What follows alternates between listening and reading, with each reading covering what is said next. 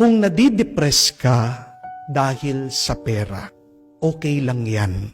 Normal lang yan. Pero sana, huwag kang magpapakamatay dahil lang sa problema mo sa pera. Kung ikaw ay may problema sa pera at utang, huwag mong sasaktan ang iyong sarili dahil lang dyan sa iyong problema. Lalong-lalo na, please, huwag po kayong magpapakamatay dahil lang meron kayong utang at dahil hindi nyo mabayaran ang inyong mga utang. Alam ko po, marami sa inyo, sayid na dahil sa kakaisip sa problema sa pera. Alam ko po, marami sa inyo natetempt, natutokso, malapit na ng magpakamatay dahil sa problema sa pera. Pero bago po kayo gumawa ng masama, alalahanin nyo din po ang mga bagay na ito. Ang pera, kapatid, pwede mong kitain. Pero ang buhay, pag nawala, hindi mo na maibabalik yan. Ang pera, pwede mong mahanap. Pero ang oras, hindi mo pwedeng hanapin yan. Ang pera, pwede mong hingin. Pero ang buhay, pag lumipas na, kahit na paano ka magmakaawa sa Diyos, hindi ibibigay ng Diyos muli sa'yo yan. Isa lang po ang buhay. Minsan lang po tayo mabuhay. Ang pera, huwag mong problemahin kasi pwede naman palitan yan. Pero ang buhay, ang oras, ang panahon, hindi mo na maibabalik yan. Amen? Mga kapatid, hindi po ang pera ang pinakamahalagang bagay dito sa mundo. Tatlo ang pinakamahalagang bagay. Una, ang buhay mo. Ang kalusugan mo. Pangalawa, ang oras mo. Time is gold. Time is money. Appreciate your time here on earth. But third and lastly, God, ang Diyos. Siyang pinakakayamanan ng buhay na ito. Umiiral ka, nabubuhay ka, humihinga ka dahil sa Diyos. Hindi dahil sa sarili mo. Nagising ka kanina, nandyan ka, nakatayo ka, nagpapatuloy ka dahil sa Diyos. Kaya nga po nauunawaan yan ni Lazaro ang mahirap sa nabasa nating kwento. Sobrang hirap po ni Lazaro. Tingnan niyo po, wala siyang makain. Namumulot lang siya doon sa nahuhulog sa lamesa ng mayaman. Napakarami daw po niyang sugat. Dinidilaan pa ang mga sugat niya ng mga aso. Wala siyang matirahan. Wala siyang pamilya. Walang nag-aalaga sa kanya. At hindi rin po siya pinapansin ng mayaman. Dinadaan-daanan lang siya. Pero ang tanong, sumuko ba itong mahirap na si Lazaro? Di ba hindi? Nagreklamo ba siya?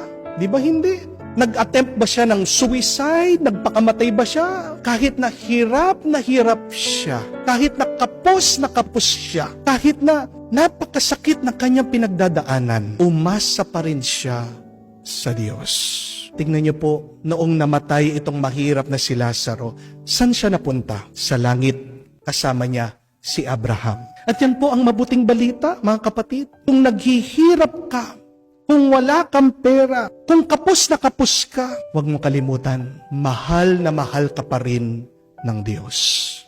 At ang mga naghihirap dito sa mundo, kung tapat sila sa Diyos, bibigyan sila ng happy ending ng Diyos. Sabihin mo yan sa iyong sarili. Yan ang iyong ipagdasal. May happy ending ang aking kwento. Hindi magtatapos ang aking buhay sa luha, sa pagdurusa, sa bigat. Kung naghihirap ka dito sa mundo, umasa ka, manalig ka sa Diyos, may hinahandang magandang katapusan ang Diyos para sa iyo. Kaya tandaan mo, hindi ibig sabihin wala kang pera na hindi ka mahal ng Diyos. Hindi ibig sabihin na baon ka sa utang, na masama ka ng tao. Hindi ibig sabihin na pag wala kang pera, na hindi ka pinagpapala ng Diyos. Ano ang sinabi ni Jesus? Ano ang turo niya doon sa Beatitudes? Blessed are the poor, for theirs is the kingdom of God. Mapalad ang mga mahihirap, sa kanila ang kaharian ng Diyos.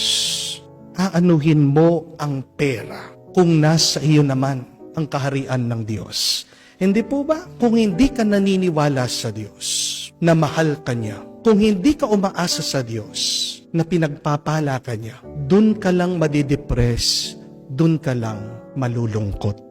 Pero gusto ko rin po na maunawaan niyo, hindi po ibig sabihin na mayaman ka na, may ari-arian ka na may kapangyarihan ka, na pinagpapala ka na agad ng Diyos. Bakit? Kasi tandaan niyo po, di ba? Kahit naman po ang demonyo, kaya niya magkaloob ng kayamanan. Kung matatandaan niyo po, ang demonyo, kaya niyang mangako ng kapangyarihan, ng ari-arian. Kaya nga po, kailangan nating suriin kung mabuti pa rin ang iyong pamumuhay. Kasi tingnan niyo po, saan daw napunta ang mayaman?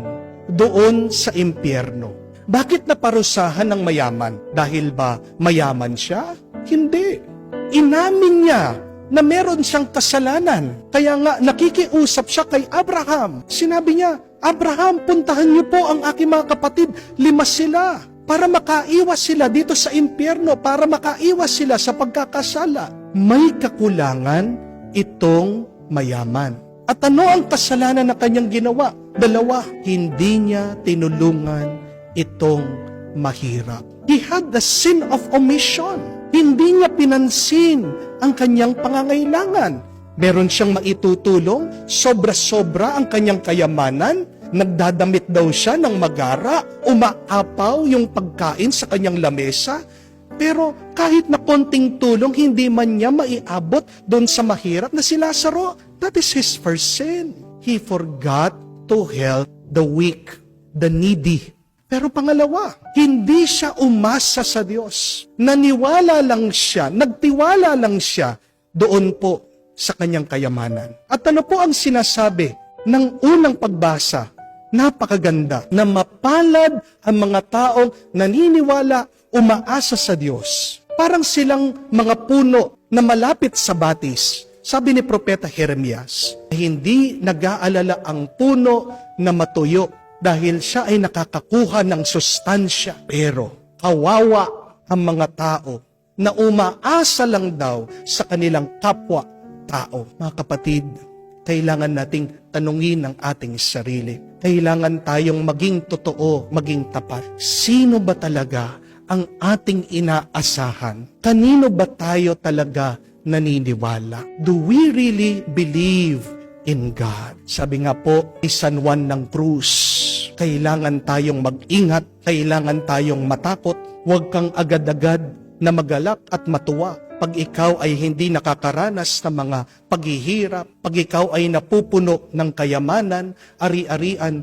sa iyong buhay. Bakit? Dahil yan ay ginagamit daw ng demonyo para malayo ka sa presensya ng Diyos. Pag ikaw ay napupuno ng kayamanan, pag ikaw ay namumuhay na marangya, yan po ay ginagamit na tukso ng demonyo. Please understand this. When you are being lifted up by God, please remain humble. When God blesses you with success, please remain ever thankful to the Lord. Because God's blessing to our life is also His testing. Pag pinagpapala ka ng Diyos, sinusubukan ka din niya, gaano ba katapat itong taong ito sa akin? Mga kapatid, pag dahil sa mga pagpapala ng Diyos sa iyo, yan ang nagiging dahilan ng iyong paglayo sa Kanya. Tandaan niyo po, ang Diyos ang nagbigay, ang Diyos din kaya niyang bawiin yung binigay sa iyo. Mag-ingat po tayo, pero mag-ingat din kayo. Pag kayo ay dumadaan sa mga pagsubok, pag para bang ikaw ay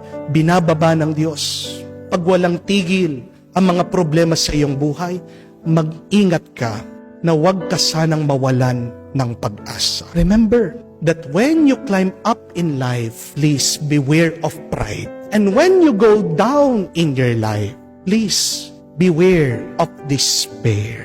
Lahat ng ating natatanggap sa buhay natin ay pagsubok galing sa Diyos. Ikaw man ay makatanggap ng sobra-sobra, huwag kang tumigil na magpuri sa Diyos.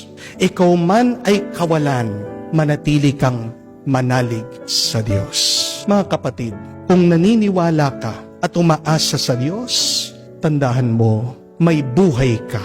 Kung naghihirap ka, Kumapit ka pa rin sa Kanya. At kung pinagpapala ka, dagdagan mo pa ang iyong pasasalamat sa Kanya.